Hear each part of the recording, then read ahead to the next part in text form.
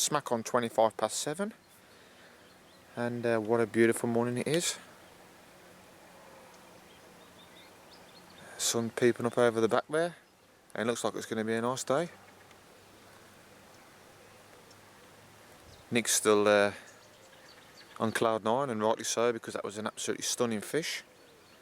Nice 36 pound common. What a way to kick-start the session. A bit later on in the day, when I've got myself sorted and woke up a bit and plenty of caffeine in my system, we'll do a full SP and bring you up to speed of what we're doing. Rigs, baits, nothing fancy. Everything's pretty much the same what we do back home. But we'll do a full insight and, as I say, tell you what we're doing. But I just thought I'd take this opportunity to show you some of the lake if you haven't seen it before.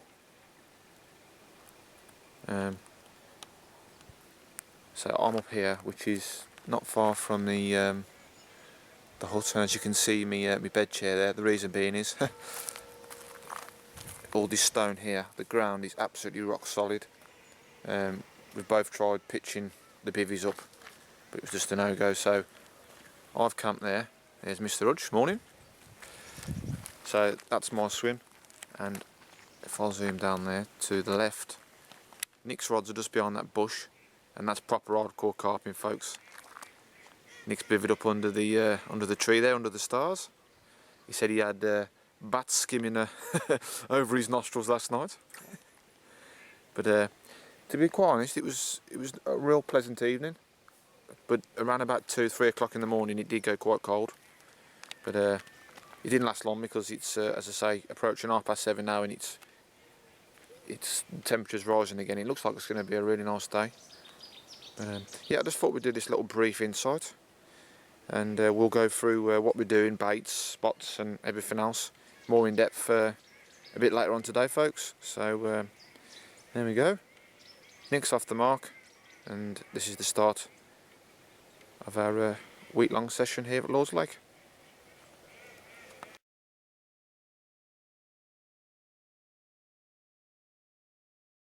Right then, 10:30, and going to kick off the bait feature, starting with me and Matt, moving on to Nick a bit later and see what he's using. Right then, boilies and boilies. Fished here last year. I brought a bait last year called the hot fish, and I came with a friend who you might have seen on previous blogs that I've done over the last few years, Mark, good friend of mine.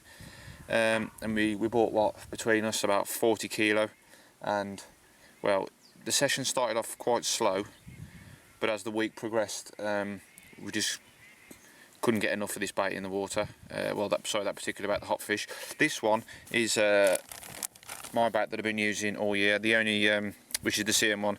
The only differences I've made is I was using a spicy bird food mix for my fishing back home, but I've used the base mix that I used last year. So everything that I use in my bait back home is exactly the same ingredients wise. The only difference is the base mix, and this one's on a spicy back note still, full of chilli and paprika, loads of goodies plus what I add to it myself. And I've brought with me 20 kilo of this. There's a freezer on site, so I've got a bit in my call bag here, but the majority of it's in the freezer. So that's pretty much all I'm going to be using. I'll move on to the pop-ups. I'll show you those shortly, because I'm using a choddy on the one rod at the moment, and I'll be using the Snowman on two. No doubt I'll swap over to a third rod through the duration of the session, because that rig did catch me a hell of a lot of fish last year. The only reason I'm using the chod rig to kick off the campaign this year is I've been reading 1 or 2 catch reports over the recent weeks this year, and people have caught on single up baits, so I've just chucked out a choddy, and you know, that's what I decided to do. So yep, there's the bottom baits, and as I say, just going to be fishing boilies. So I'm now going to show you me pop-ups for my Snowman rigs. Right then, moving on to pop-ups.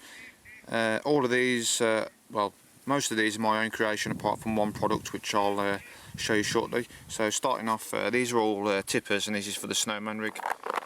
I've used these a hell of a lot this year. These are the old Ever Faithful Kipper tippers in white, 12mm. And the CM1 range, this is just a various selection of colours. A very lush light pink colour. The bog standard pink. Now I did really well on that colour this last year, so it's been a fool not to bring it with me again this year. White CM1 pop-ups. These are corkball pop-ups for the chod rig, and that's the lush pink colour again, and white, which I've got on now. And I can't get any praise for this one, only Mark Bryant can, and that's Baitworks Sent From Hell, which it's a shame I can't get these in a corkball pop-up, because if I could, I'd have stuck one of them from the start on last night, but unfortunately Mr. Bryant's only doing them in the bog standard pop-ups. They are required, you know, real buoyant bait, but just for confidence purposes, I definitely want to use a corkball pop-up, certainly on the old choddy, if the bait's going to be in the water for a long period of time. So there you go. I'm pretty boring really. I'm just a boilie angler. I know Nick's got a few little surprises, and he's got plenty of goodies. So that's me. I'm all done now on the bait front. We'll go and see Nick, and he'll run through what he's using. Right then, Mr. Rudge, take it away with your bait. Right folks, as you can see, I'm a very big fan of NutriBait's gear. I've been using it for a very long time, and hence his nickname, the Trigger Man. Exactly. So Matt knows how long I've been using this gear for. Started off with a good old big fish mix, but things have, you know, time's moved on. Basically, all I'm doing, I normally use only a boilie only approach, but you know, my first time back in France for 6 years, I wanted to maximise my chances of getting a fish, and as you'll see on the footage, I managed to snare a 36 pound on the nose common. Stunner, mate, stunner. Using this mix here, fairly straightforward. I'm not a secretive person. Basically a mixture of trigger standard pellets, which are those sizes there, and trigger mini pellets there, and I don't know if you can just make out those brown bits, lightish brown and yellow bits. It's basically flake maize, part of the NutriBait's bag mix. To this, just sort of stodge it up slightly. I don't want it too stodgy. I'm using the trigger bag mix. Also gives it a bit of flavour, and also leaves a bit of a slick on the water like an oil would. Like I say, I normally use boilies only, but I decided, you know, to give pellets a go, because there's also some big cats in here. I'm not really bothered about catching a cat, but if the opportunity's there, then I know these pellets are actually going to work. If you've never used this sort of concoction, I'd give it a go, definitely. There's also those babies in there. They're trigger and blue oyster, with added green link mussel, hence the name Trigger ATS. I've also got Trigger G-Force liquid boilies, another cracker, very underrated. It's just confidence for me, you know. I'm happy with what I'm using, and I just decided to go with the pellet and boilie combo. Well, you've kicked your session off with an absolutely minter of a fish, mate, and it worked for you last night, so hopefully it's going to work for you. Sorry, just mentioning as well, like, those are CSL pellets. They've got a fairly rapid breakdown time, and they also, on close inspection, produce one hell of a cloud. So again, it's another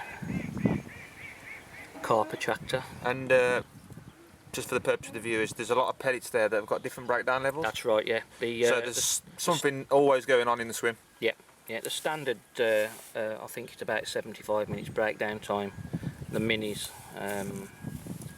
normally about 55 minutes, but it depends on the water temperature as well. Obviously it's very warm, so that's a valid point. breakdown times may be a lot quicker. I mean, when you caught that fish this morning, it was quite warm, wasn't it, It Nick? was, yes, it was. But that's a valid point. You don't want to stick something in the swim, certainly any particles and pellets like this, they're literally just going to last about 2 hours and there's nothing. You want something that's going to instantly start breaking down, take 25, 30 minutes, maybe even longer to break that. There's something always happening in the swim. So Now you have the flake maize, which is part of the bag mix. Like I say, there's some wonderful goodies in there. I believe there's crushed hemp in there as well. and another thing, it's just going to keep the carp guessing. Yep, So definitely. that is it then. Is there anything else you want to add to that, Nick?